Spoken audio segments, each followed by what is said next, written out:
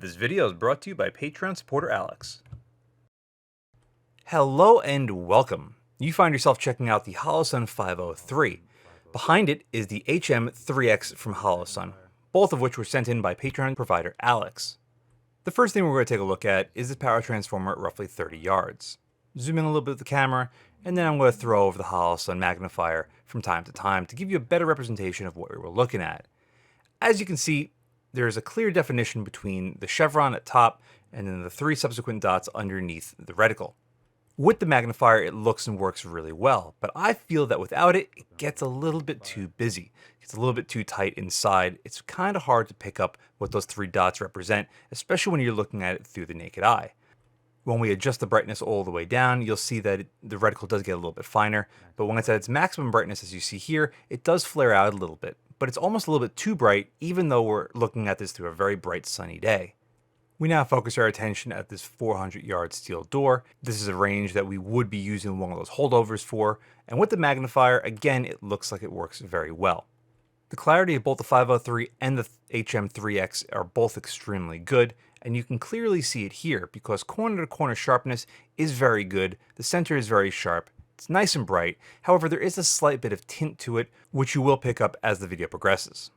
Here we are again, same building later that night, when the sun is already crested over the horizon, and you can see it is a lot darker outside. Not really an issue. There's plenty of brightness and sharpness with the system, even in darker environments like this. From there, we're going to step inside the garage to see how well this thing holds up in a slightly tighter environment. Of course, it's going to be a lot darker. We've got the flashlight there just in case when we get into darker areas. Pew pew! And we're also going to see how well the reticle is illuminated on brighter areas with a flashlight backing it up. I really don't think that anybody would want to be using a red dot with a flashlight and have the flashlight completely blur out, or in this case, overpower the red dot in any sort of environment to the point where you can't even tell if it's on or not. Pew! Pew! Sucker. That's the last thing I would certainly want, and it has happened to me before with certain red dots, but this thing seems to hold up pretty good. I think it's partly to do with, number one, how bright it gets, and number two, just how much mass is there.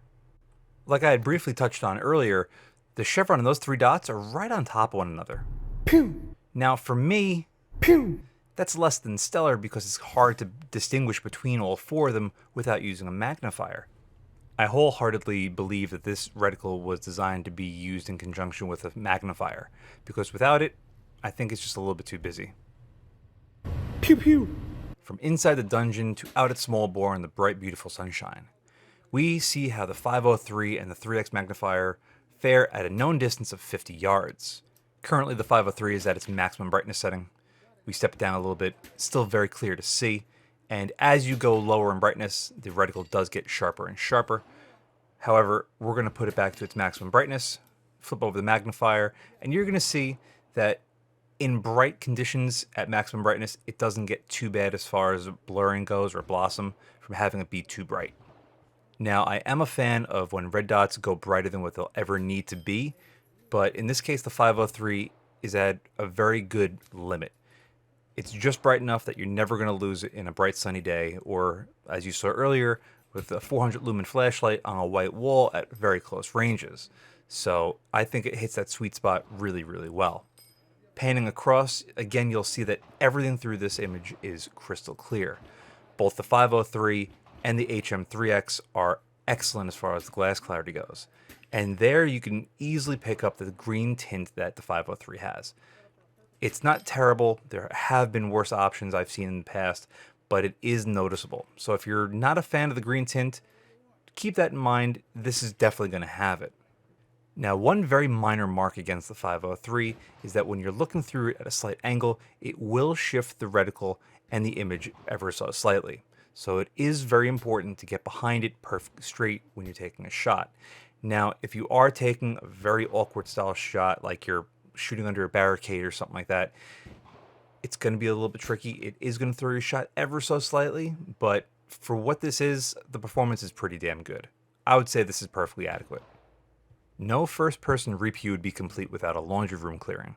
We start at minimum brightness and work all our way up to maximum brightness, which, as you're going to see right now, is very, very bright. Like I said before, this thing is more than adequate when it comes to its brightness, even in the brightest of conditions. So we put it down somewhere in the middle, and keep in mind, I took the magnifier off for this. That's one nice thing I really like about magnifiers. If you're not using it and it has a quick release, all you gotta do is flip a lever, it comes off, goes in your pocket, goes in your bag, and it clears up a lot of space. Pew, pew. Pew, pew. Now, I know I'd mentioned a lot that the chevron and the three dots are awfully close together, and they do get a little bit busy. And that is very true, if you're probably outside of 50 yards or so. Inside of 50 yards, in fact, here I would reckon to say that we don't go anything past 10, 15 yards. It actually works to its advantage. Pew, pew, pew, pew. Because here, you're just worried about getting shots on target. And the bigger and easier it is for your eye to pick up on it, guess what? The easier it's going to be to actually use.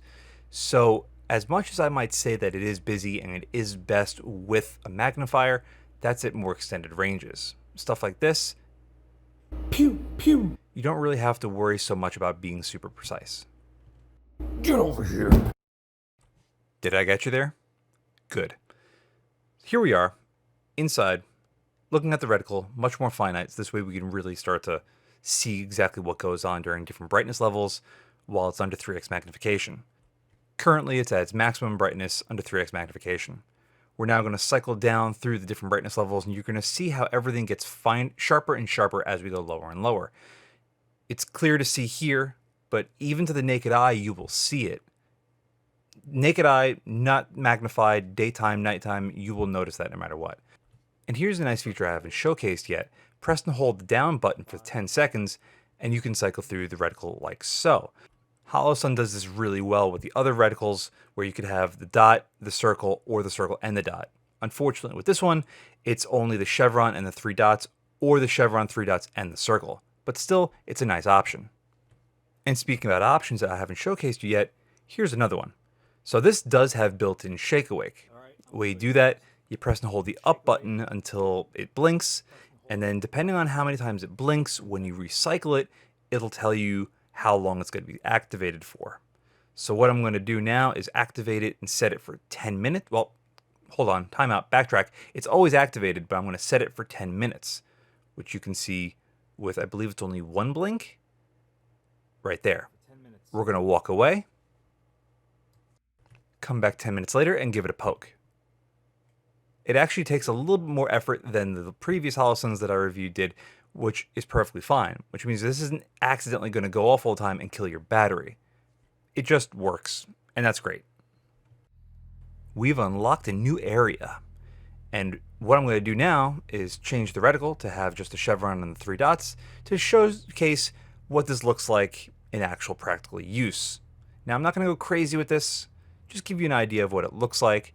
And after I do one circle around, I'm actually going to move the scope all the way up like you'd have on a scout style setup to see if you would like it there as well. Honestly, again, this works for me in closer environments because you're not really worried too much about too precise of a shot. You just want to get on target, center mass, and be good. And this reticle is fine for that. If you're going to be using it without a magnifier though, beyond, like I said earlier, that 50 yards or so, it gets a little bit cluttered, and it's going to be hard to decipher between the chevron or those three dots. That's my only real negative about this. Everything else works really well, and for the price, I think it's a pretty good purchase. If you want something from HoloSun that has a solar panel on it, which is a really nice feature, especially considering at that point you would also have automatic brightness adjustment, and also better battery life, you have to look elsewhere. But this fits a pretty nice little area. Do I like it more than the Romeo 5? I probably would say yes, but keep in mind this is also twice the price of a Romeo 5, and that's a lot of money. Let's be honest. If you're buying this, you're buying it strictly for the ACSS reticle.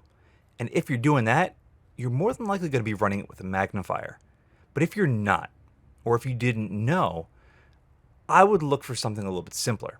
If you're only going to be running a red dot and nothing else, the ACSS I don't think is ideal. I think it has a little bit too much going on for it. Again, especially beyond 50 yards. Inside of that, it's perfectly fine, but a magnifier really does bridge the gap between this and an LPVO. You do have more moving parts, but guess what? A flip of a switch, the magnifier comes off, goes in your bag, goes in your pouch, whatever. But then you're also left with a much smaller and lighter system on your rig. And with that, let's get into my final thoughts. So the HOLOSUN HS503G with the ACSS reticle. That's the key here, is the ACSS reticle. This works great with one of these, a magnifier. The drops on this are very close together, as you've seen, and I feel they work 100% best if you're running a magnifier. If you're not, I'd almost say you'd be better off with just a dot. One thing you do have to note, you will see the emitter from the front. As you can see right there, if it'll focus, you can see the emitter. It's not really that big of a deal. It doesn't get too bright. Not a big deal, but it's something to take note of. Another thing that this has going for it is the weight. With the mount, it comes in at under 5 ounces, which is honestly about as light as you can get for something like this. The only thing I have to compare it with is a 512, which comes in at almost twice the weight. So what do you get for your money? You get a reticle that, again, as long as you're using with a magnifier, works extremely well. You're getting something that's very small, compact, and lightweight. But if you don't need all these features, you can save money and go elsewhere. The Romeo 5, I've seen them pop up for like around $110, $120 on sale. But like you saw, at least it has the shake awake feature, which works great. It did take a little bit of pushing to get it to go, but you know what? I'd rather it be a little bit desensitized than too sensitive. Everything else about it works just fine. And that's it. It's just fine. The biggest thing with this is definitely the reticle. If you want this and you're running a magnifier, it's a great combination. If not, for me personally, I'd run just a regular 2MOA dot in something else. And with that, that's going to conclude this review. A huge thank you to Alex for sending this in for review. I've always wanted to get my hands on one of these smaller HoloSuns, and I have to say it did not disappoint. So, Alex, thank you very much, and thank all of you very much for watching. See you again next time. And a huge thank you to all of my Patreon supporters. Without you, this wouldn't be possible.